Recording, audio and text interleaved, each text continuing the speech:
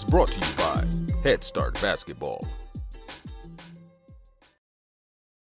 You just got guys that maybe think that they should be a scholarship player that aren't, that then think they're just going to walk into a Division III program and it's going to be easy from day one. And it's just not. There's such a learning curve with anybody that goes through this experience that I think when you're a high school senior or a parent, you just don't understand it until you get to college. Ethan Stewart-Smith is in his 11th season as the men's basketball head coach at Washington and Jefferson College. Faced with the task of rebuilding the program from the ground up when he took over in 2015, the Presidents have enjoyed great success with 5 winning seasons in the past 6. W&J has twice finished the regular season atop of the PAC. The Presidents captured the 2021-22 PAC Tournament title and reached the finals again in 2024-25. Stewart-Smith joined Washington and Jefferson after a successful season as an assistant at Carnegie Mellon University in 2014-15. Prior to that, he spent 5 seasons as an assistant at Dickinson College. Before heading to Dickinson, Stewart-Smith was an assistant coach for 1 season at his alma mater, Penn State Altoona, where he graduated in 2007 with a Bachelor of Science degree in business, with concentrations in marketing and management. Ethan was a 4-year starter at Altoona, where he was an all-conference selection as a junior and finished his playing career as the school's all-time leader in assists and steals.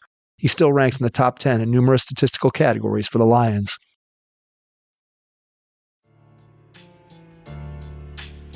Hey, Hoopheads, I wanted to take a minute to shout out our partners and friends at Dr. Dish Basketball. Their Dr. Dish shooting machines are undoubtedly the most advanced and user-friendly machines on the market.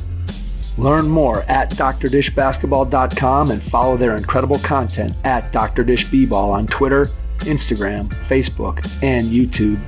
Mention the Hoopheads podcast and save an extra $300 on the Dr. Dish Rebel, All-Star, and CT models. Visit drdishbasketball.com for details. That's a great deal, Hoopheads. Get your Dr. Dish shooting machine today. Hi, this is Alex Sarama from Transforming Basketball, and you're listening to the Hoop Heads podcast. Give with Hoops is the first platform turning basketball analytics into fundraising impact. Every stat tells a story, and now every story drives sponsorship, engagement, and team growth. Programs nationwide are transforming basketball stats into funding power. Learn to use performance data to attract sponsors, engage fans, and raise more with every play. Give with Hoops will help you raise 3 times more money for your program as their stat-based pledges consistently outperform traditional fundraisers. Visit givewithhoops.com/hoop-heads-podcast to learn more and take your fundraising to the next level. Give with Hoops. Be sure to grab a notebook and pen before you listen to this episode with Ethan Stewart-Smith, men's basketball head coach at Washington and Jefferson College. Hello and welcome to the Hoopheads podcast. It's Mike Klinzing here without my co-host Jason Sunkel tonight, but I am pleased to be joined by Ethan Stewart-Smith, head men's basketball coach at Washington and Jefferson. Ethan, welcome to the Hoopheads pod. Thanks a lot for having me, Mike. I really appreciate it and looking forward to catching up. Absolutely. We're excited to have you on. Looking forward to diving into all of the great things you've been able to do in your basketball career. I want to start by going back in time to when you were a kid. Tell me a little bit about your first experiences with the game. What made you fall in love with it? What do you remember about those early days?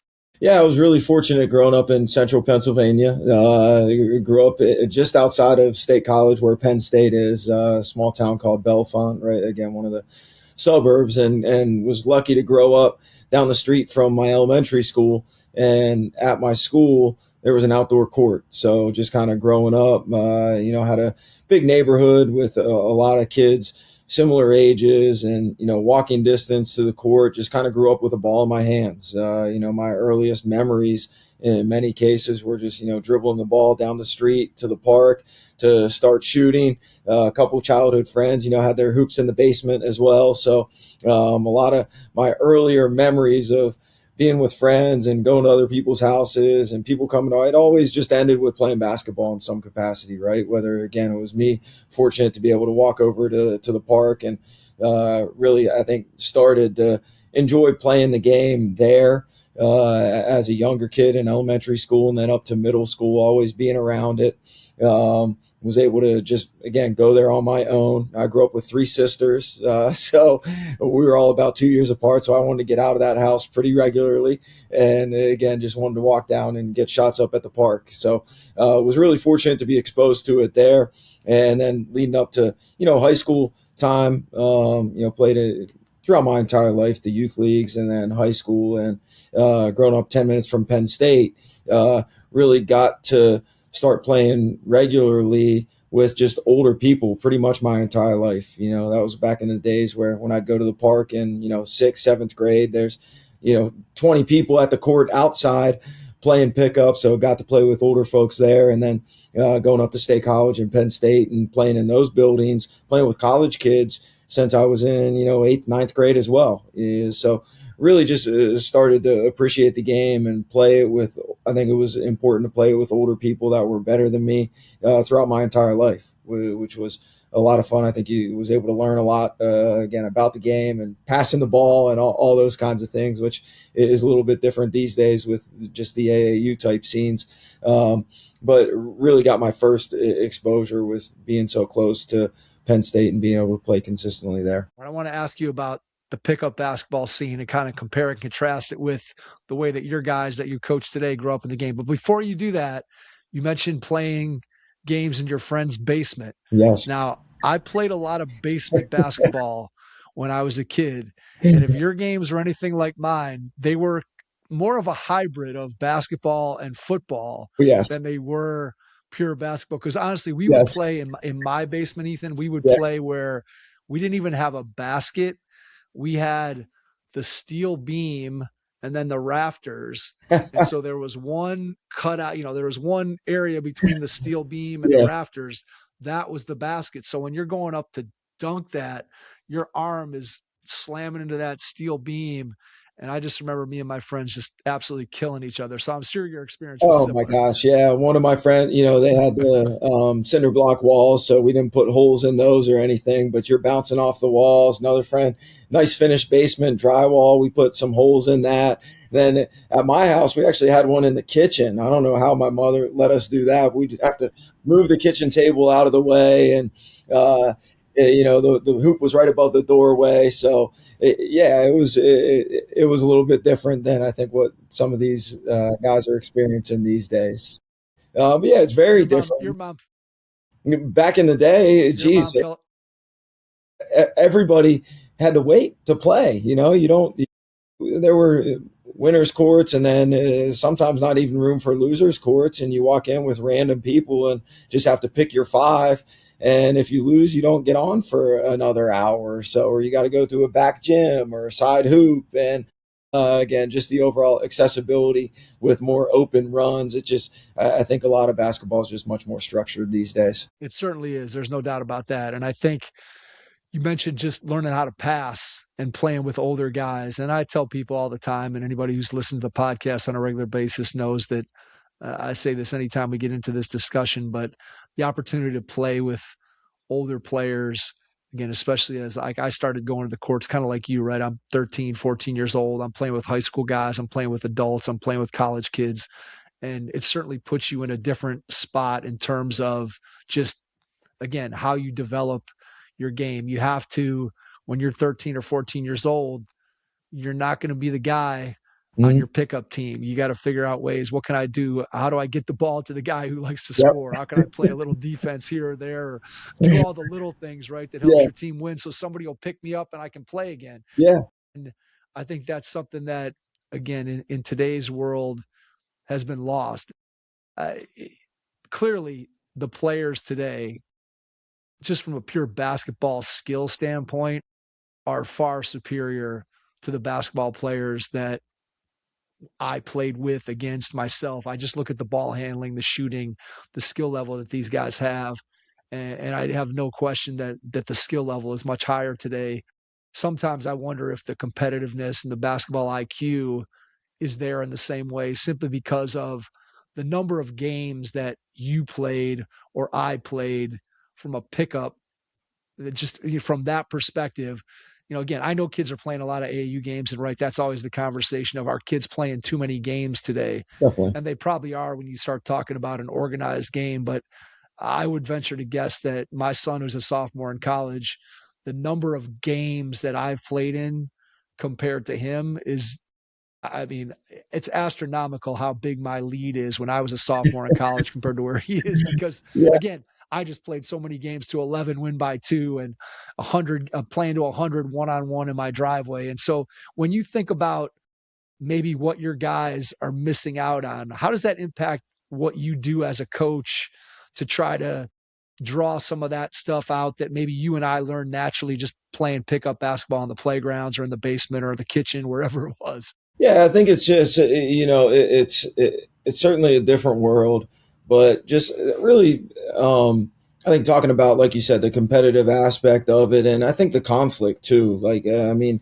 we think back to our days. Like, it's very different when, say, you're 12 years old playing with other 12-year-olds. Like, nobody's really going to chirp you that much or tell you that you're doing something wrong. But when you're playing with older folks, and again, they take their basketball seriously, and you're a young kid and you make a mistake or don't do something or try to do something you're not capable of, like, they're going to call you on it. And being a kid playing with adults, like, you're going to listen to them. And I just so just trying to be that voice of reason and say, like, hey man, like, when we correct something, it's because we care about you and we want you to do well, and our team wants to do, like, don't be afraid of that. Like, that means you care, right? So just trying to put it in kind of a different perspective, I guess, is what we try to do pretty regularly with our guys, because just, again, the way that they've been through the game, it's very different. I don't think that many of them have played a whole lot of games that haven't either been officiated or haven't had a coach in the gym. Like, it just doesn't happen quite as frequently. So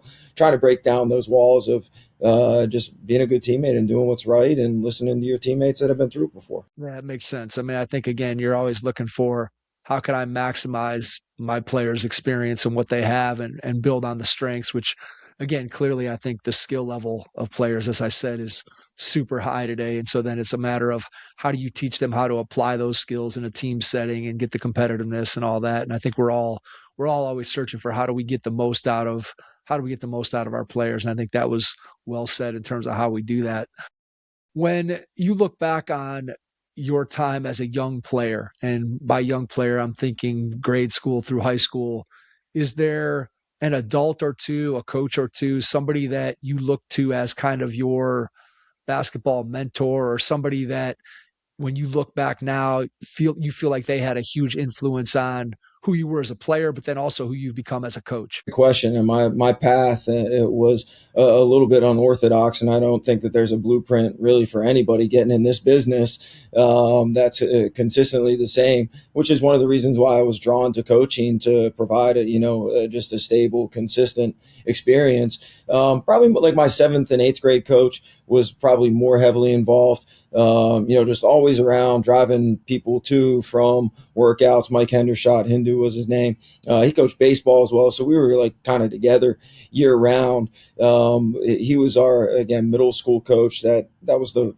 most structure that I had up to that point. So he just really kept us connected with my age group as well, and it was influential in kind of bringing us together and holding us accountable. So that was kind of one of the first experiences there. But after that, then, played for 3 different coaches in high school, was recruited by one coach in college, then new coach was there before I got on campus, then played for another coach in my senior year. So when I think about my experience from a coaching perspective, that's like 6 coaches in 8 years pretty much, right? So that part of it was wildly inconsistent. And so it's really tough to draw any, direct kind of mentorship or anything like that. But I still keep in touch with my high school coach that coached me my senior year. And then my college coach for my senior year as well was who kind of got my foot in the door with coaching. Do you think that playing for all those different coaches, maybe you didn't realize it at the moment, but now looking back retrospectively, that maybe just being exposed to all the different ways of doing things as a coach, right? Because a lot of times, especially when we come off our playing career, like I played for the same high school coach my entire career, played for my same college coach my entire career. So when I became a coach for the first time, like the only thing I knew is what those 2 guys had done. And every drill I had, every offense, everything. That was the extent of what I knew. When I went to run a practice or figure out what my team was going to do, I'm like, all right, well, we're going to do what one of these two guys did. Whereas again, you had maybe the experiences were kind of all over the place. It was a roller coaster ride, but you did get exposed to a variety of coaching styles and philosophies, good, bad, evil, whatever. Nonetheless, that exposure, how do you look back on that in terms of thinking about it from a coaching perspective as opposed to your experience as a player? Yeah, no, I think it really did help shape kind of my vision for what I want the experience to be, right? I think you get exposed to so many different things with so many different coaches.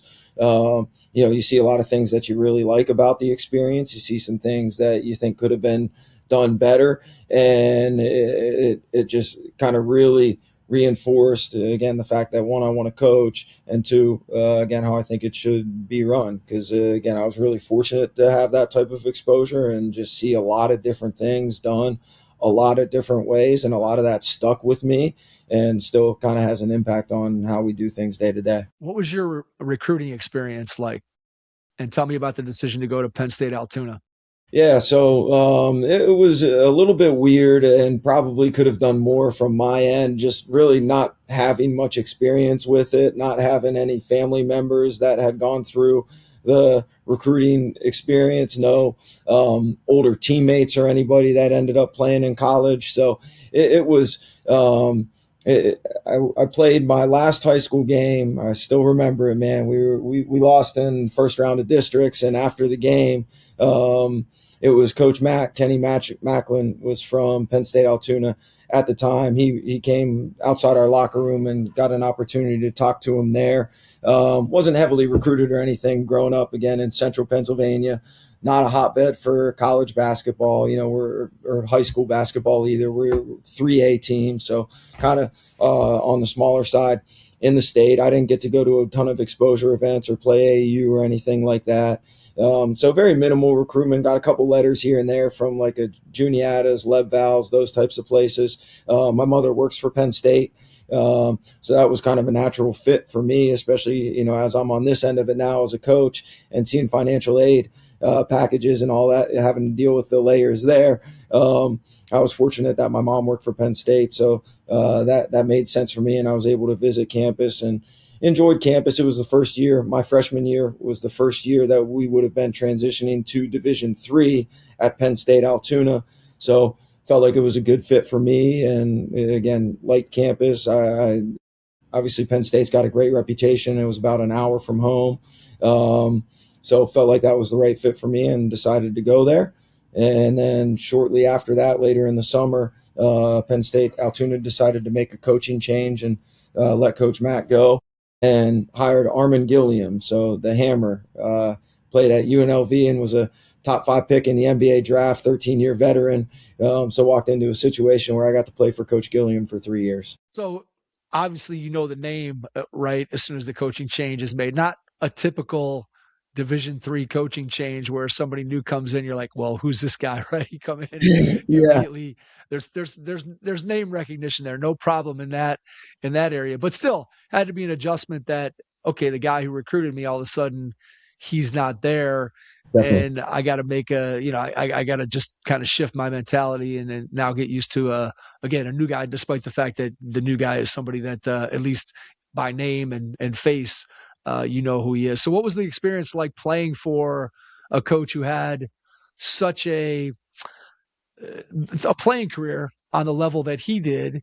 And again, not typically what you see, again, at the Division III level, right? You don't usually see former NBA players taking Division III jobs, bringing an unusual experience, let's just say, for players at the Division III level. So what do you feel like was his calling card? What made him special as a coach? What did you really enjoy about playing for him?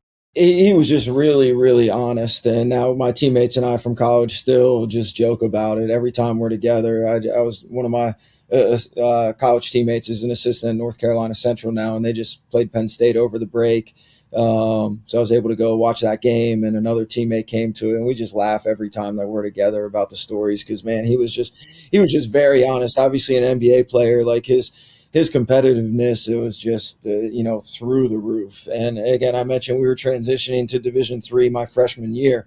So, and now again, now that I'm on this side of it, I have a little bit more respect for just kind of understanding what he was trying to do in many ways. And because he cut the entire team from the year before. I think he kept maybe 2 players my freshman year from the previous team. So it was just a really unique experience because it was a bunch of freshmen that he didn't really recruit either. Got some guys in there late, a couple transfers. So it was really just a mismatch type of group that were there for my freshman year. We won 1 game. I mean, we were not good, and he practiced a lot that year. So playing against an NBA veteran every year. I mean, he's a 6'7" power forward, 6'8" power forward. Our post player was like 6'2", so he's like up and under, on guys. Like, just again, compete level was through the roof. But I think that's where you really started to learn how to kind of deal with conflict, because he was very, very blunt with how he addressed you. He consistently challenged you every day. If you weren't ready to practice, you were going to hear about it, so I think that was hopefully one thing he appreciated about my game, 3 years. Like, we had our ups and downs freshman year for sure. There were days that we did not like each other. I was in the doghouse for long stretches. I hung around, and made a little bit of a push late my freshman year, and then kind of didn't look back after that. So I think as my career progressed, we were just had a mutual respect for each other and understanding. It was a little bit different. I was never coached by someone with that competitiveness and that was that direct and had those types of expectations. So it was a little bit of an adjustment for me, but I wasn't going anywhere. I was ready to kind of compete on a daily basis, and appreciated that aspect from him as far as coaching. Were you thinking about coaching at this point in your playing career? Was that something that was on your radar, or were you still just 100% focused on being a player? Because usually I find, right, that people are one of 2 camps. There's the kid that in 3rd grade, they're drawing up plays on a napkin or scratching stuff with a stick on the dirt, with their teammates. And then there's other guys that they don't even think about coaching until their playing career is over. So I don't know if either one of those paths better describe you. Yeah, I always thought about it. My high school team would come back out to Altoona over the course of summers, and I was an RA in college, so I just stayed in my apartment and worked out on campus for a couple summers. And when they were playing summer league, I'd go back over to the gym and watch and talk to my high school coach a little bit, and kind of involved a tiny bit from a distance. It was something that I was always kind of interested in, but I was never really sure exactly maybe how to kind of take that next step and actually get involved. So I was not thinking I was going to coach, until then that coaching change happened. Coach Gilliam got let go my junior year going into my senior year. And that was when Coach Soretti, he, who's at Dickinson College now, he came in and was my coach my senior year. And it was just a different type of relationship. And that was where I started to think a little bit more about possibly doing it long term. I still had an internship to finish up after my playing career ended, so I took another semester, that fall semester, and helped out as a student coach when I was finishing my degree with Coach Soretti, and just got a little bit of exposure there. And then entered the workforce after that for about 1.5 years, and then was kind of between jobs again. Kind of figuring out exactly what I wanted to do. I didn't really like the corporate stuff. I was working for a minor league baseball team at that point in State College, running a single A box office, so in sales and doing all that type of stuff. And then Coach Soretti called me when he got Dickinson and had an assistant job available and asked me if I wanted to go with him. And I kind of jumped at it sight unseen because I wasn't exactly sure what I wanted to do. I knew it wasn't sales.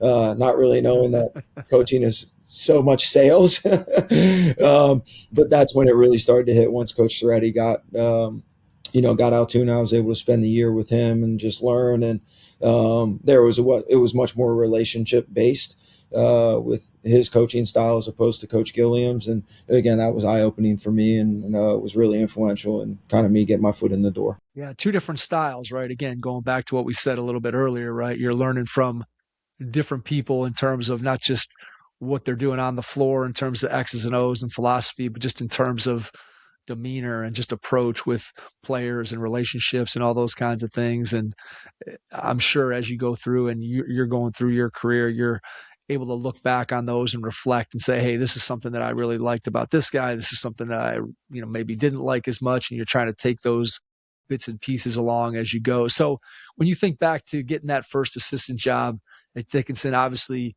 you have a familiarity, because you've already played for Coach Soretti. So that gives you a leg up in terms of the relationship from that standpoint. But what do you remember about just maybe learning the coaching profession, some things that you picked up in that first season about the coaching profession that made you think, yeah, I think I'm in the right place. I think this is where I belong. Yeah, just as a player, you just and they shouldn't understand what's involved in kind of building a team, but your first couple months in the office, just learning about what has to happen to be successful was just really eye-opening. Because like you can talk about it, but until you're actually kind of doing it, you don't understand how much is involved in one, putting a team together, and then just, what are you going to do with your team? How do you build offense, defense, and then all the office stuff and recruiting stuff and preparation for games. So, I was really thankful at Dickinson. Coach and I actually shared an office. So I got kind of firsthand experience with like what we do on a daily basis, right? Like, it wasn't a great situation because we shared an office. Like it'd be nice to have a little bit more space. But it was really good for me to just be directly exposed to it and just be able to kind of copy, what we're doing on a daily basis. Being there, he's very diligent with, being in there early, staying late, back then when we texted a little bit, but all the recruiting was done in the office on phones in the evenings, right? So that was, again, was just really exposed to kind of expectations with the work level of what it's going to take to kind of have a successful program. So that was, again, really influential with, me understanding that this is what it takes and seeing it pay off as well as our, first year, second year, third year, like just the progression and the challenges that come with that. I thought was just really, really, really rewarding and was something I really enjoyed. And I still love that challenge of kind of maxing out, like we talked about earlier in this call. Like that's our goal is to get the most out of our teams and kids. And the challenge of doing that is something that really drives me. What was something that you felt like took the longest time for you to, I don't know if master is the right way to phrase it, but in terms of your skill as a coach, what's something that you felt like, hey, I started out kind of on this level and over the course of time, I've gotten much better at it throughout the time that I've been coaching? I think just preparation with film when you're first kind of exposed to it and don't really have much of an idea of even what you're looking at. Like it takes a little bit of time to be able to understand, and terminology too, when you're working under somebody else, like it just, and without having any coaching experience, like I wasn't real technical with terms about what this action is or what this screen is or what this play is. So it took me a long time to work at that and figure that stuff out. And that's where, again, just being able to watch film with Coach a lot and, talk about actions and how we're guarding them and what that action is. Like that was definitely took the longest and was the steepest learning curve for me. I didn't really do a ton of actual coming up with my own scouts until year 2 or 3, because it is just a really long process with understanding how to game plan and what you're looking at. All right, I'm going to jump ahead, but then I want to come back to the next stop in the journey. But just from your own perspective as a head coach, you talked about terminology and being able to just think about from a technical standpoint how you want to teach whatever your offense, your defense, the different subtleties within that. How long did it take you after becoming a head coach to feel like you had cemented sort of the vocabulary that you wanted to use to be able to teach your offense and defense and just the things that you're putting in on a day-to-day basis? When did you feel like you really had a grasp on all that stuff so you could just, boom, we're doing this? You can teach the players, you can teach your assistant coaches, get everybody on the same page. I think I really started feeling most comfortable probably like year 5. I think that was it. Once we kind of got through our first recruiting cycle and had a little bit more consistency in that year, kind of 4 to 5, it started to just be a little bit more comfortable and a little bit more consistent with how we were doing things and what we were talking about and terminology and all that type of stuff. Because, your first couple of years, your head's spinning, and especially I was really fortunate to have, coach at the places I did with really good, talented players and having high end guys. And then you kind of hit the reset button with getting a head coaching job, and it's a complete rebuild. And you just don't have the same type of caliber players, right? So you think you're going to be able to come in and do a lot of the same things that you did when your boss was making decisions the year before. And a lot of times it doesn't translate, right? So just those first few years of trying to figure out what we need to do to be successful was kind of hit or miss, right? So it just took a few years to kind of get a little bit more consistency, especially with kind of how we do things. Tell me about the opportunity at Carnegie Mellon. How does that come across your desk? It was a great opportunity. It was one of the toughest decisions of my life. I loved my time at Dickinson there, 5 years, which again, it's crazy. It felt like 5 years felt like such a long time, and now I'm in year 11 here at W&J. So it flies by. I was unfortunate at Dickinson. I was not full-time coach there, so I was still got a little bit of a stipend for coaching, and then helped out with our SID stuff a little bit. The usual college coach routine, right? You're just kind of making ends meet with some odd jobs around campus. At that point, CMU's assistant got a head coaching job late. It was October it was like early September when he got the job. So started an interview process at CMU in September as well. And again, man, we had a really good team coming back. We were coming off an Elite Eight at Dickinson, so we were really good and going to be good again that year. But it was a great opportunity. CMU just had a full-time job opportunity come open.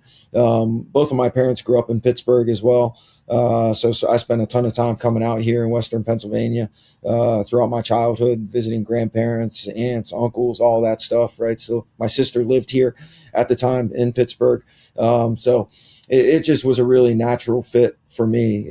Coach Wingen, I had known him a little bit. Justin Jennings was another former assistant of his. He's a Penn State Barron guy that I played against in college. So I was able to talk to him a little bit about the experience. And again, UAA, like really good league, obviously. So just being exposed to that level of basketball was just a no-brainer for me. And I was really fortunate that job came open so late and it made sense for me. So I was really fortunate to get that job. It was October when I got it, though. So, October 1st was my first day in the office at CMU. So it was a really tough decision to leave. I loved our team at Dickinson. I barely said 2 words before starting to cry in front of our team at Dickinson when I had to tell them that I was taking the opportunity. But it was really fortunate to get that, and we kind of had no choice but to hit the ground running when you get the job on October 1st at CMU. Absolutely, yeah. You're behind the 8 ball when you Yes. get the job on October 1st. There's no doubt that you're scrambling to try to figure things out and put stuff together. Yeah, I think that leaving your previous team, and I don't care if it's a head coach taking a new head coaching job or leaving as an assistant to go and take another job. I think it's always really difficult. And I think that it's something that whenever I talk to somebody, and obviously most guys have experienced that at some point in their career, I think it's always one of the toughest things that guys talk about, that leaving a job and just leaving those players that people don't, I think people outside of coaching and outside of athletics don't understand just how intense going through a season with a group of people. They don't understand the bond that creates, again, going through the highs, the lows, the tough times, the good times, and what that creates.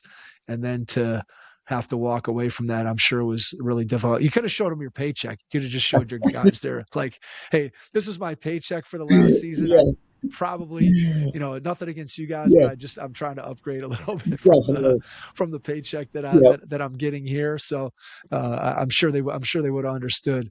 But yeah, and then the opportunity, obviously, at Carnegie Mellon with again, as you said, the UAA, which is such a unique Division III league with the travel and just the major cities that you get a chance to visit with that. And obviously the academics there are, second to none when you start talking about Carnegie Mellon. So I'm sure that experience was one that really continued to prepare you for the opportunity to get a head coaching job. Was becoming a head coach, when did that get on your radar screen? Was that something that you were already thinking about, or how does the Washington Jefferson job, where's your thought process at the time? Yeah, I wasn't sure if I was ready or not. I had gone through a couple phone interviews with some head coaching jobs while I was at Dickinson and never got on campus or anything. So, working under Coach Soretti, he was still kind of almost like wired like an assistant. Like he did a lot of the grunt work still. Like we were really collaborative with recruiting efforts, and he still did many of the scouts. I did maybe a third of them. Like he was still really involved in day-to-day stuff. I would clip the film. He made all the decisions with coaching, would ask for input and that type of stuff, but it wasn't like I was installing or saying, hey, let's run this play, like those types of things. He was still handling a lot of those things. And then when I got to Carnegie Mellon with Coach Wingen, it was just much more like, hey, you got the defense. What do you want to do? So that's where then I started to be able to actually install things. And I did all of our scouts and film work, almost single-handedly there. So, Tony and I, we would meet and discuss and come up with game plans together. But, he really kind of gave me the keys and let me run with it. So that's where that year we had a really good year, and played well and beat a couple top 25 teams. And again, we were over 500 after, losing a couple seniors that were talented the year before. So it was just a really kind of positive year. And I felt really prepared. I was proud of the work that we did, the preparation that we kind of had. And so that really just, to me, and Coach Wingen said it too, in our mid-season, off-season, he's like, I think, you're ready for it. If an opportunity were to come up, like, what do you want to do? And that's another thing that I was really grateful for with both Tony and Coach Soretti. Like they've been through it and they understand there's no good time to leave anywhere, right? So that's something that has always stuck with me as a head coach. Like if one of my assistants has an opportunity, I don't care when it is, I'll support you. Like we'll figure it out. Don't worry about like timing of it or finding a replacement. Like that's not your job. Your job is to try to get a better situation, right? So, because I was only at Carnegie Mellon for 6 months. I got there in October, and then W&J had made the decision to open up their job in April, and Coach Soretti was actually an assistant here at W&J before coaching me at Penn State Altoona.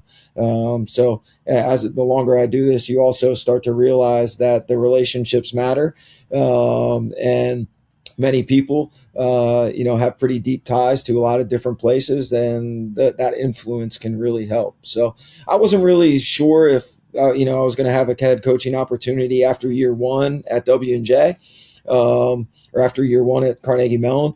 But again, W&J kind of opened up, and it was a really good fit. It made sense. It had a lot of similar alignments to kind of what we had gone through at Dickinson with, taking over a program that hadn't had sustained success for long periods of time. We knew we were looking at kind of a complete rebuild. It was something I was comfortable with.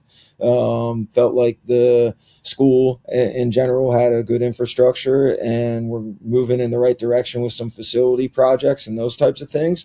So I was really fortunate that, got my name in the hat there. And I think, especially the relationships that Coach Soretti had there. And one of my other best friends was an All-American football player here who was also in coaching.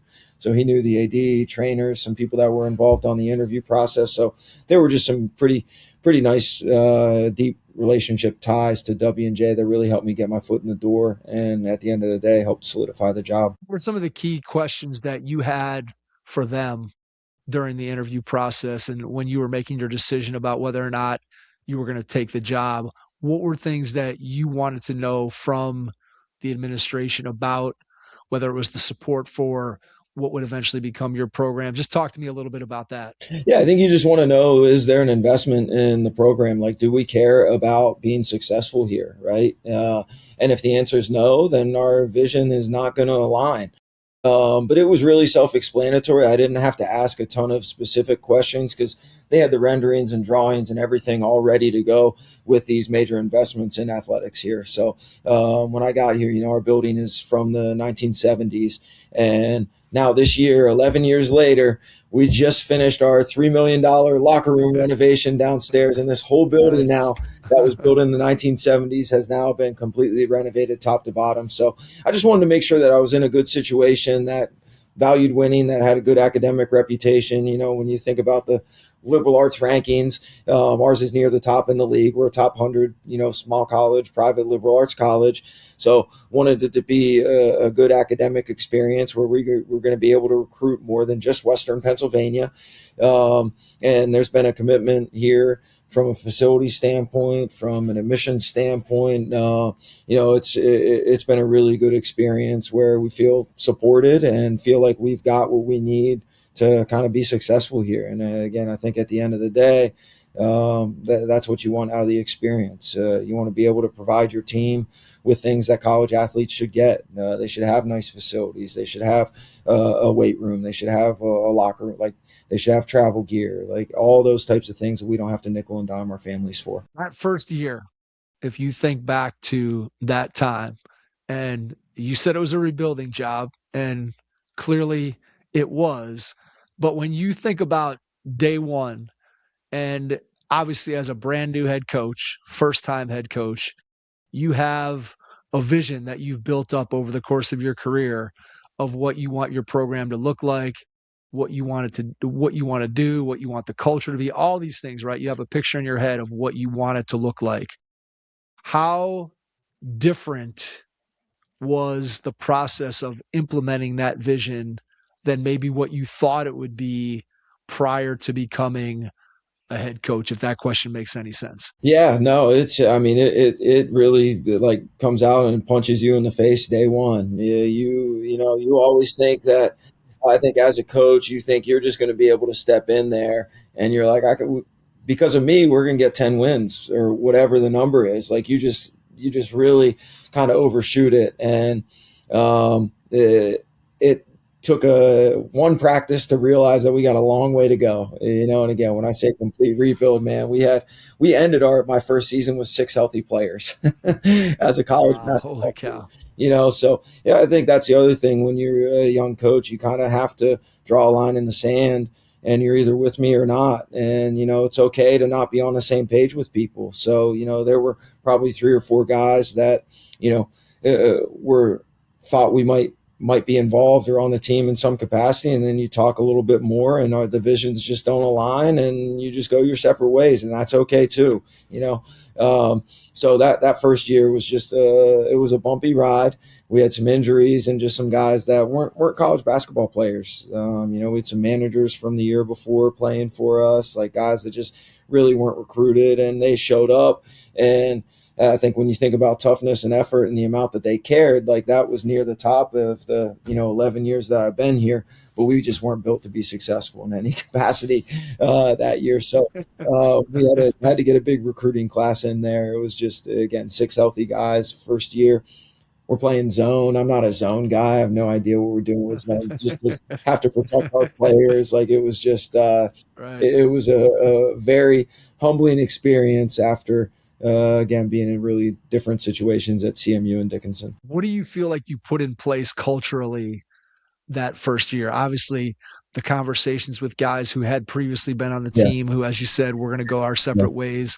Obviously, that speaks to the type of culture that you wanted to build and who was going to be a fit for that. So when you think to that first year, what were some of the building blocks that you felt like you put in place, despite the fact that maybe the 1-loss record obviously wasn't where you wanted it to be? And as you said, you weren't ready to really compete and prepare at the level that you needed to, but culturally, what did you do right that first year that sort of set the foundation moving forward? I mean, I think we set, we definitely set a certain expectation for how we were going to do things. I felt like, we really showed that we cared about our team. Relationships are super important. And I'm proud to say that two guys from that team are going to be here this weekend for Alumni Day, right? So again, I think that's one thing that is fun about our teams and college programs. Like, it's not always about what you are specifically going to do during your time here. Like, for us, it was just kind of getting through a year and just kind of laying the foundation. That's it, right? So that group that's the dirty work, right? Just getting through a year, starting to build some kind of competitive habits. And we talked about it at length throughout the course of their years. Like, at some point, this mansion is going to be finished. We're getting closer to it. You guys are the one that kind of dug the trenches and laid the foundation for what our team is able to experience now. So I was really proud of that group, man. Those guys showed up and practiced every single day, competitive level. Like, we were in it together. There was just a deep level of respect in that locker room because we knew how hard it was, and really, again, kind of shared that experience, and that was special. I think we really leaned on each other. We knew we weren't good enough, but we got through it. And again, like I said, a few of those guys are coming back this weekend, which I'm always excited about and grateful for. Yeah, very cool to be able to have those guys. I think, like you said, that is a special part of college athletics, right? Is the connection between not just guys who even played together, but just, hey, this guy's 8 years older than this guy, and yet they still have a connection through the program and through events and through coaching staffs and all that kind of thing. To me, that again is one of the best parts of being part of a college program, is just being always feeling a connection to it. And I think the best programs do a great job of keeping their alumni engaged with, just whether it's having events or just communicating and all that kind of thing. I think it's always a huge plus for any program that can do that. You talked earlier about, when I asked you the question about terminology and kind of how long it took you to feel like hey, I know exactly what I'm teaching. I know exactly what I want to do as a head coach, and we're getting there. So to go along with that same idea, I'm assuming that about that same time is kind of when your team on the floor started to really represent what you felt like you wanted your teams to look like. Clearly, as you said, in year one, you're playing zone. You don't have the kind of personnel maybe to play exactly the way that you want to. So by the time you get to year 4 or 5, is that where you kind of feel like, all right, now these teams are really starting to reflect who I am as a head coach and what I want my teams to look like? Is that kind of how you felt about it? Definitely, yeah. We started to get better, and again, year 5 I think was the first year we were over 500, and then the COVID year hit after that.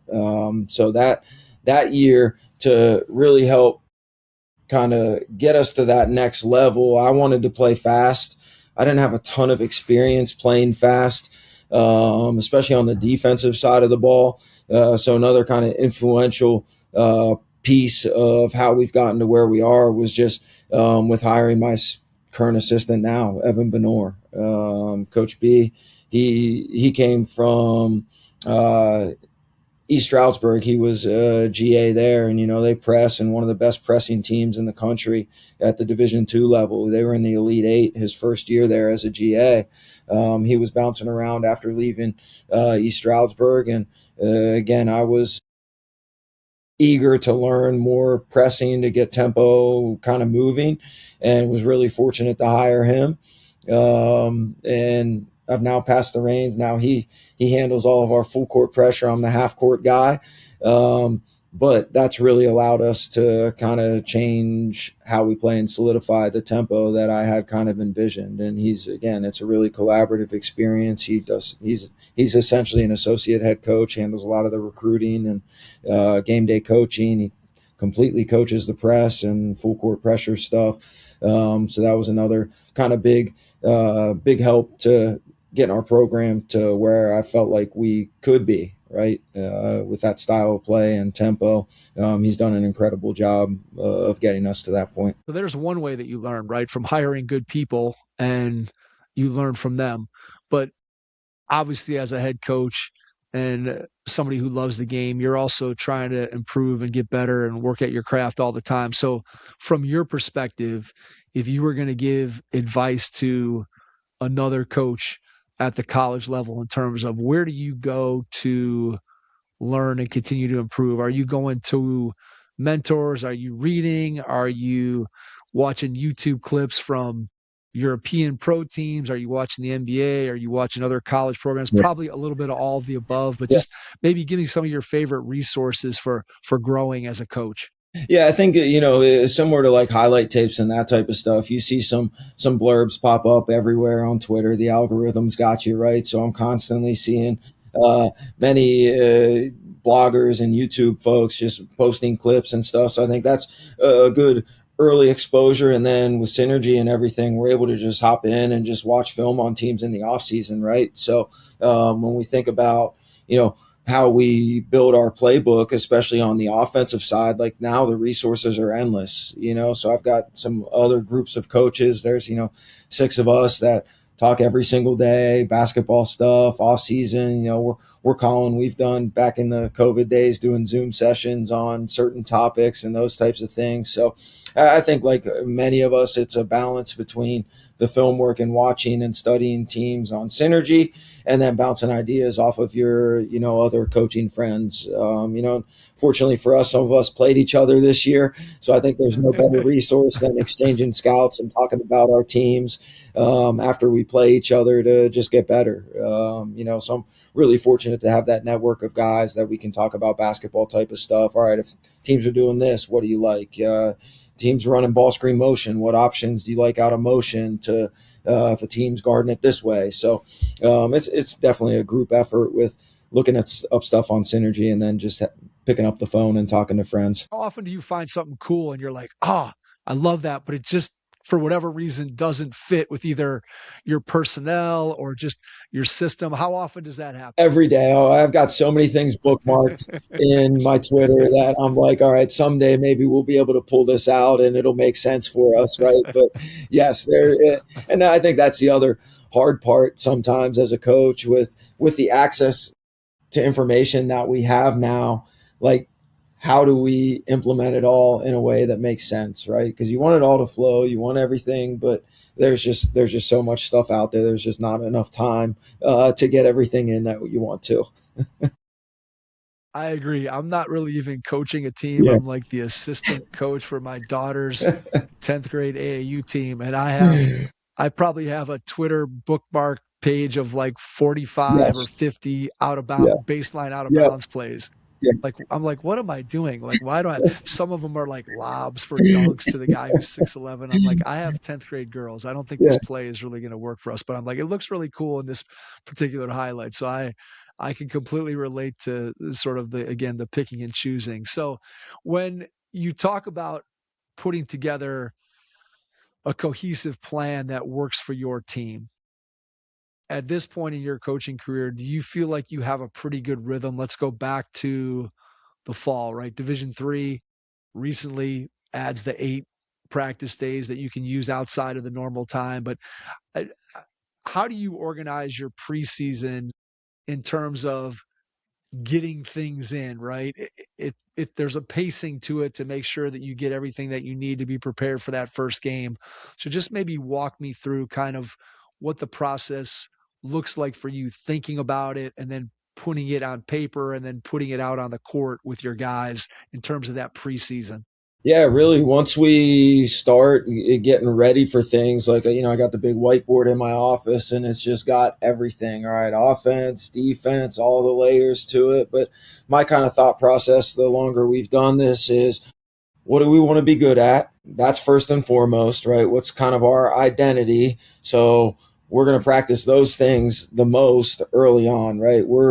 From day one, I think the early part of the season is kind of who can impose their will on their opponent, who can control the terms of the game. So we really want to make sure that we're really clean and seasoned in those areas that we want to kind of be good at, right? And for us, it's our defensive pressure. So day one, we're starting our deny drills. We're starting to put in some full court slides. We're starting to talk about our rotations. If this happens, then we're here, so really starting to building blocks with our pressure system and then our transition offense, right? Because that pressure and transition kind of goes hand in hand. So those are kind of the two starting blocks for us. And then our base half court offense. So we usually, early season, we're probably doing about 45 minutes of live stuff a day. And early season, it's much more just competitiveness, right? It's not going to be super clean with organization and principles and structure and all that type of stuff. We just want to be in shape and we want to compete.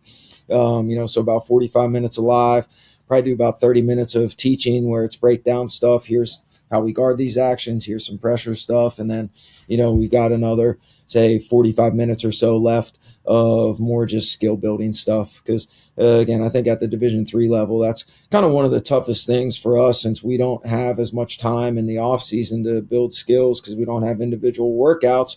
Finding that balance within our practice schedules of still carving out time to build skill when we've got so many other things to get to, right? Because usually we're going to have about 20 practices before our first game. That's it, right? So it's just been really important to us to kind of really lay the foundation with our pressure system and break it down in a bunch of different ways as well, right? So we're doing different kinds of stations on a daily basis and then breaking down just what we're doing in offense and kind of some different groups and building blocks, just so that then when the full picture comes to, kind of comes into focus, we've already done some of the little pieces, maybe in groups of 2 or 3. If you're working on one side of the ball, so let's say you're in a segment of practice where you're working on half court offense, let's say, are you typically then going to transition out of, okay, so we run a transition play, defense gets a rebound. Are you going down the floor with a transition after that, even though the focus is on your team that has the ball and you're working on half court offense? Do you like to play in transition out of the drills, even when the focus is on one end of the, one side of the ball or the other? Are you still going up and down just because that's the kind of tempo that you guys like to play with? Yeah, we are. Usually if we're doing half court live stuff, we'll call it just 1.5 trips and we'll still give another team the opportunity to transition down. We'll do some like shell live and some competitive half court stuff where we do keep it in the half court. That's a little bit more hectic and movement, but yeah, we rarely do anything that's just one trip in the half court. Day to day, putting together a practice plan, what does the process look like for you putting together a daily practice? Is that you sitting at the computer, typing it up? Is that you writing it out, pen and paper? Is that you and your assistant talking it through? Just what's your process for putting together a daily practice plan? I'm a computer guy now, so I've got my computer. I've got our practice plan on the TV in the office, and then my assistant will come over and we'll talk about building that plan on a daily basis. So again, there's going to be some staples there, right? We're working on our early offense every single day. We're working on pressure slides every single day. And then this time of year, we're usually doing 2 live segments. We're still doing early offense pretty regularly. Again, just trying to work on transition, and we're a ball screen motion team. So getting ball screen motion reps in against kind of how we're going to be guarded. And then usually something in the full court as well, working on the pressure systems. But yeah, depending on who we play, that's why my assistant and I will sit and talk about, all right, what do we need to do 5-on-5 or 4-on-4 defensively? What do we need to do, maybe 2-on-2 or 3-on-3 with opponents' actions that we've got coming up. It's just, again, a really collaborative experience, bouncing ideas off each other about what we need to do on that certain day. So try to get some prep stuff in. Again, we got 2 days of prep every game we play. We're in a Wednesday, Saturday schedule. So usually Mondays and Thursdays are a little bit more about us and things that we need to fix. And then Tuesdays and Fridays are a little bit more prep. What do we need to do to make sure we're ready for this opponent? When you're scouting another team and you and your assistant are going through the film, and clearly there are things that you're trying to pull out that you want to know as a staff, but then there's also conveying that information to the players in a form and in an amount that they can consume that can actually help them to perform and play better. So how much film / information / scouting report do you give your guys after you go through and study a team and you feel like you're prepared? How much do you give your players, again, when you're balancing that, hey, let's work on what we do, let's be good at what we do, versus this is the specific things that can help us against this opponent? Yeah, that's a great question. And again, I think that question has gotten harder and harder with the more information that we've got available, right? So we try to keep it as simple as possible. It's a scout. Our scout is front and back, just the player, their stats, kind of what their tag is, whether it's a playmaker, whether it's a scorer, whether it's a shooter, whether it's a lefty big, whatever the case may be. And then one thing we want to execute against them, right? So it's maybe 2 or 3 sentences on their game. What they are, some of their habits and what they do, and then how we want to guard them. And then on the backside, just a brief overview of all the plays that they do and how we're covering them. We try to go over them. I don't want guys to memorize the plays necessarily, but we try to rep the actions that we're going to see in small groups, just with a lot of pace, and try to get quantity over quality at that point, right? Like, we're just getting the quantity of it. So if it's a back screen, we're guarding it this way. They'll do it, 10 times in 4 minutes, then switch ends and get that rep on the other end, right? So we try to just kind of point out triggers of how we know what's coming. We don't want to, I'm not big into like play calls necessarily and having guys memorize exactly what everybody's doing. The action that they're going to score on, we try and rep that, a bunch of times leading up to practice. And then we watch about probably 30 minutes of scout of our opponents, personnel clips, and then some of their plays where we can talk through what we just worked on in practice.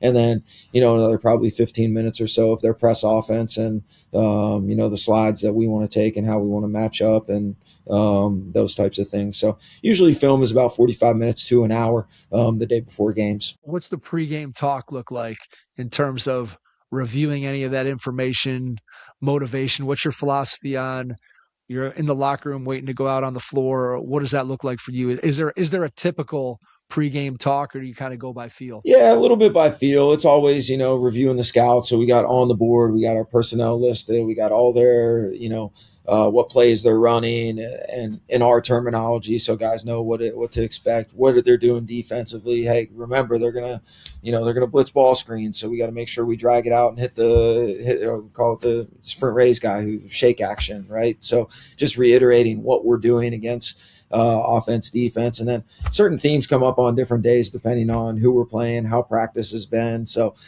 sometimes we don't need a whole lot of motivation, and then other days you just start to go a little bit and feel like you need to say something a little bit different. So it's a little bit hit or miss, but I think for the most part, young people, these guys, they're usually pretty ready to play. Like, motivating guys to play a college basketball game isn't too much of a battle in most cases. Now, whether they come out and execute or not, that's another story. But their willingness and excitement to be there is never really a question. What does game day look like for you? Let's call it a Saturday evening home game. You get up in the morning. What does your day look like as a head coach?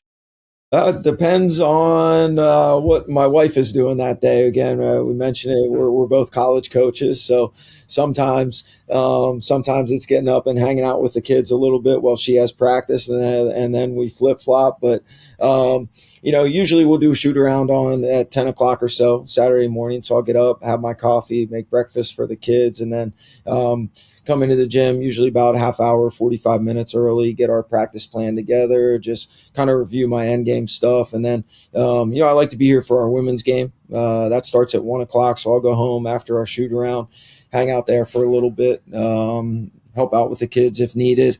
And then our women's games are usually at 1 o'clock. I like to get here for that. And usually during the women's game, I'll go back through my scout, and that's usually when I'll start to take a look at maybe some end game stuff of the opponent we're going to play. Just really want to make sure if they've played in any tight games, I'll review that and just kind of remember what to prepare for if we need to in an end game situation, whether it's side out, baseline out. Then fourth quarter hits and I start to get into game mode. I get my polo on, my game shoes on, and go down and start to, draw the board up. So I don't really have any other specific routines or anything that I do every single day. I'm more a go with the flow kind of guy, but definitely need my coffee in the morning, and then again, just use the women's game to review some end game stuff. No superstitions? Nah, not real superstitious. Some of my assistants have been superstitious about what we wear, whether it's polos. I think Coach Staley, he's the assistant at Case Western now. He tried to get us to burn polos a couple times because he said every time we wore them, we lost. But no, I'm not an overly superstitious type guy where I need to eat the same thing at the same time or anything like that. I just kind of show up and am ready to go. Makes Yeah. sense. Makes sense. All right. So we've kind of danced around this, but going back to the beginning of your tenure there, clearly the lifeblood of a program is the recruiting. And you mentioned earlier the ability with the academics there to be able to recruit nationally. Tell me a little bit about recruiting philosophy. And again, I always say that there's a requisite level of talent that you have to be able to have in order to play Yeah. college basketball, whatever level we're talking about. So let's kind of put the talent maybe aside. But when you think about the types of players from an intangible standpoint that are going to have success playing for you, what are some of those characteristics that you look for in players? Yeah, just toughness and resiliency. I think that's one thing I like to watch in high school games when we're watching kids. You don't see it maybe quite as much in the AAU events just because the preparation there is different. And I think that the adversity and the challenges that come with an AAU game are a little bit different than like a rivalry high school game or something like that, where you've been scouted and you've been playing against these guys every year for 4 years. That's one of the parts that I really enjoy about watching games and seeing guys go through some tough moments. Like I want to see how those guys respond. I'm sometimes overly emotional, right? So I get probably a little bit too worked up at times. My assistant is the same way. We both have a little bit of a short fuse on game day. So we just kind of coach with an edge, and I want guys that are going to play with an edge, that are going to respond to when the moment gets tough. So just kind of seeing that overall toughness, and then guys that just aren't phased with different environments and teams that have them scouted. Like I just again want to see guys respond and play through that stuff.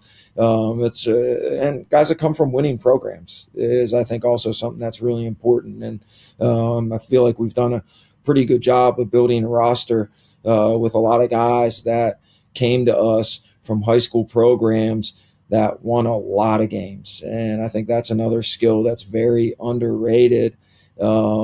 And something you can't really replicate. If guys haven't been in a winning locker room, then they don't really know what it's like.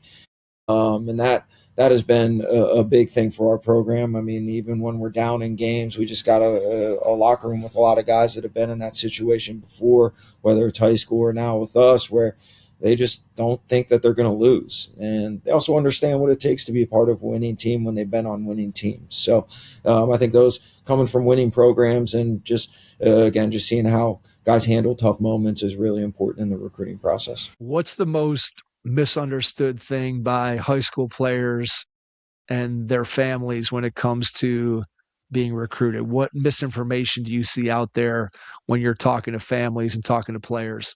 I think it's just that it's just really difficult to understand how hard it is to play early in college basketball, no matter what the level. It's just different, right? So I think that you just got guys that maybe think that they should be a scholarship player that aren't, that then think they're just going to walk into a Division III program and it's going to be easy from day one. And it's just not. It's just there's such a learning curve with anybody that goes through this experience that I think people in those circles tell them that and try to tell them that. But when you're maybe a student, a high school senior, or a parent, you just don't understand it until you get to college, right? So I think just that overall learning curve is one of the toughest aspects of it. You just have kids that have been the best players or are the best players on their teams, and it's really hard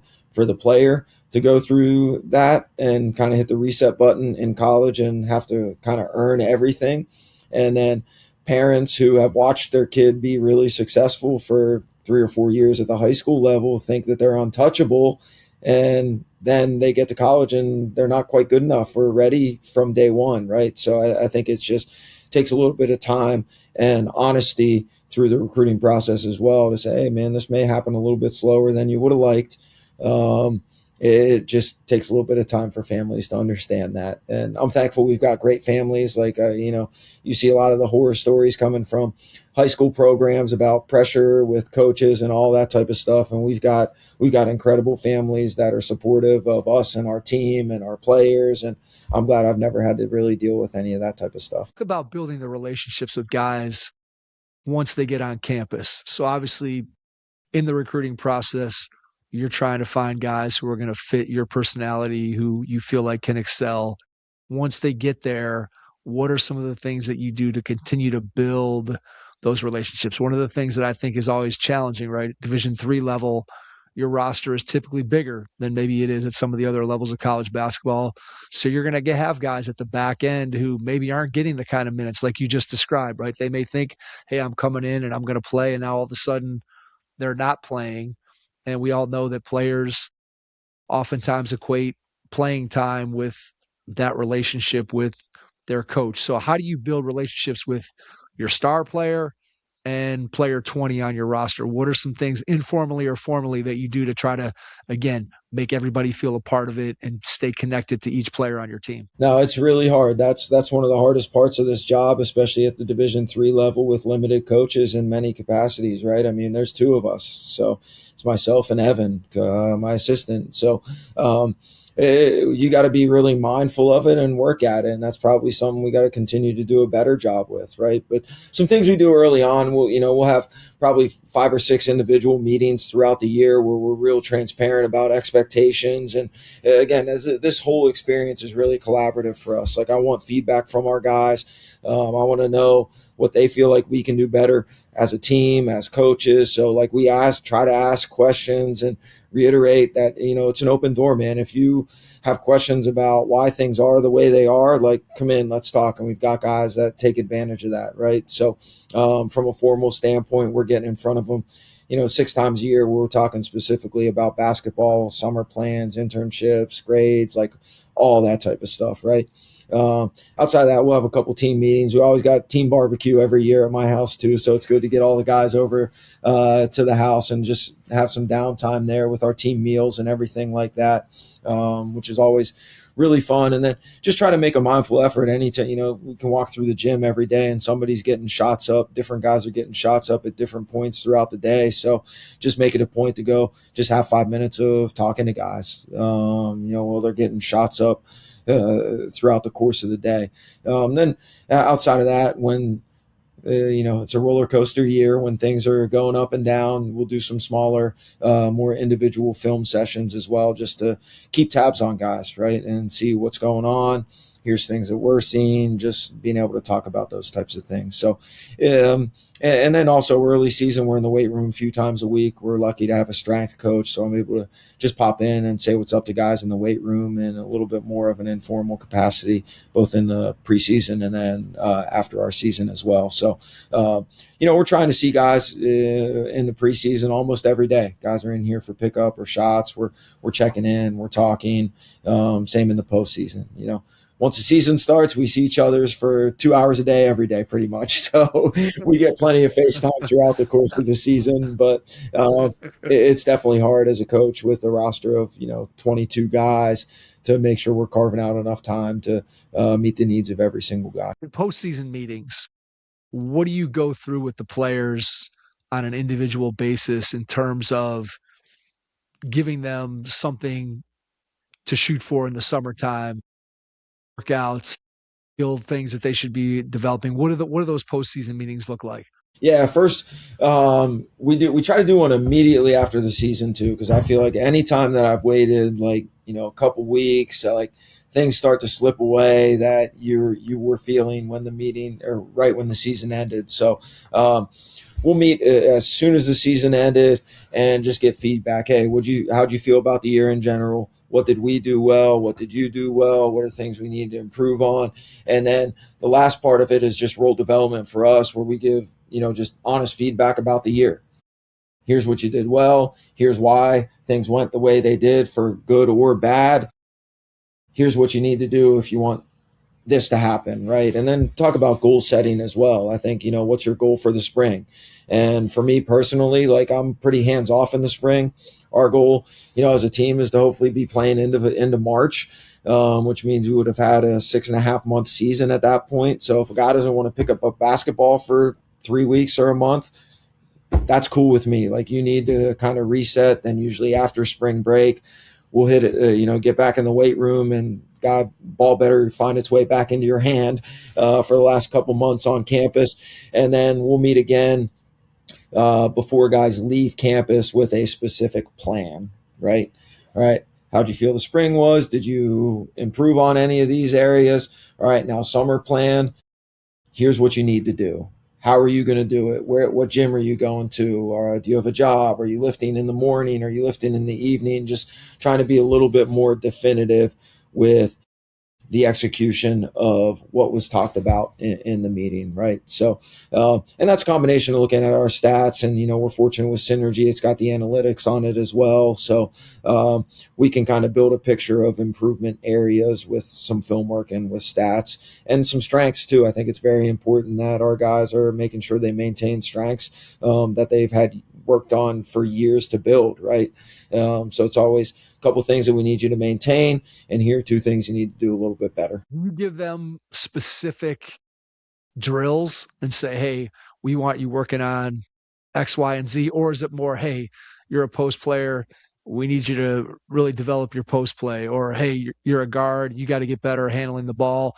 Does it get super specific, or kind of how do you handle that piece of it? No, it does not. I'm a believer in guys have been, that's another big part of the recruiting process, is just understanding work level and getting feedback from high school coaches about whether or not they are in the gym and whether or not they're working. I'm confident that guys understand how to work out and what they need to do. So I have lists of drills and links and stuff if they need them, but rarely do I feel the need to send them specific drills or anything. Obviously, they've got some things that we've done in practice, but it's a little bit more broad on, hey, man, like, you just really need to work on ball screen decisions, or you need to really be consistent with your catch and shoot, or post guys, like, you need to develop a left hand or a counter move for your jump hook, like those types of things.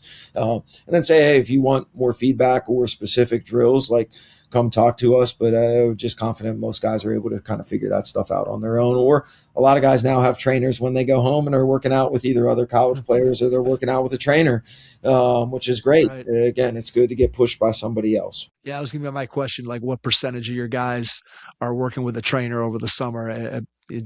I'm sure it varies year to year, but probably quite a few of them are getting in the gym with somebody, I'm guessing. They are, whether it's their trainer or our guys. A lot of them have great relationships with their high school coaches too, so they're still going home over the course of the summer and getting worked out by their high school coach. So they're still being coached in some capacity in most cases over the summer. It absolutely makes sense. All right, before we get out, I want to ask a final 2-part question. So part 1, when you think about the next year or two, what do you see as being your biggest challenge? And then the second part of the question, considering what you get to do every single day, what brings you the most joy? So your biggest challenge and then your biggest joy. Geez, I think our biggest challenge is definitely going to be, again, continuing to build our roster from a recruiting standpoint. Again, I think about these next 2 years, we were fortunate we didn't have any seniors on our roster last year. Right now we start 2 juniors and 2 seniors. So just keeping that funnel full, because our league is, there's a lot of parity in our league as well.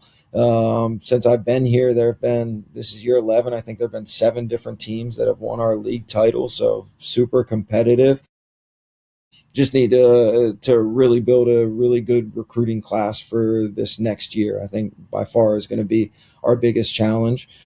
And I think the thing that gives me the most joy is just seeing growth in young people. And again, we get them when they're 18, 19, and to be a part of their journey. And fast forward to 4 years later, where now you go, a teenager to like a young adult is really rewarding. And just seeing the work pay off. Again, man, this whole journey, like you think about the journey of a college athlete, like, they spend 18 years preparing for a 4-year opportunity. And it's really rewarding to see the work pay off, right? And again, some years the ultimate goal is to cut down a net, and that's by far the most rewarding year of my life when I've been able to be a part of teams like that. And I'm hopeful that our team this year is able to experience that. But it just overall, I think the transformation that you see in young people over the course of 4 years and see them grow up and be rewarded for hard work, whether it's team wins or individual accolades, is just really special and fun to be a part of. Yeah, well said, right? It's about developing the person along with the player. And then it goes back to a couple of things that you talked about of having guys from your very first team coming back to be a part of alumni weekend, right? I mean, that ultimately is what it's all about. The wins and losses are great, and everybody, we all know we're judged in the coaching profession by wins and losses. We are. And yet at the same time, ultimately when you look back, some of those wins and losses kind of melt away, and it is about the people and the relationships and the guys that you get an opportunity to coach and impact when they're young and developing as 18 to 22-year-olds. And again, it's a lot of again, like I said, it's an intense experience to be part of a college basketball team, and the bonds that are forged through that are, again, things that you're going to have for the rest of your life, whether you're a player or a coach with any particular group. So really well said, Ethan. Thank you. I want to give you a chance to share before we finish. Share some ways that people can get in touch with you. So whether you want to share email, social media, website, whatever you feel comfortable with. And then after you do that, I'll jump back in and wrap things up. Yeah, email should be on our website. It's Stewart-Smith@washjeff.edu. And then Twitter, let me check my handle here. I think it's just @CoachEStew is the main mode there. Yes, Coach Stew. Perfect. We'll put that in the show notes once we throw all that together. So, Ethan, I cannot thank you enough for taking the time out of your schedule tonight to join us. I really appreciate it. Conversation was a lot of fun. And thanks to everyone out there for listening. And we will catch you on our next episode. Thanks. Your first impression is everything when applying for a new coaching job. A professional coaching portfolio is the tool that highlights your coaching achievements and philosophies, and most of all, helps separate you and your abilities from the other applicants. The Coaching Portfolio Guide is an instructional membership-based website that helps you develop a personalized portfolio. Each section of the Portfolio Guide provides detailed instructions on how to organize your portfolio in a professional manner. The guide also provides sample documents for each section of your portfolio that you can copy, modify, and add to your personal portfolio. As a Hoopheads Pod listener, you can get your Coaching Portfolio Guide for just $25. Visit coachingportfolioguide.com/hoopheads to learn more. Thanks for listening to the Hoopheads podcast, presented by Head Start Basketball.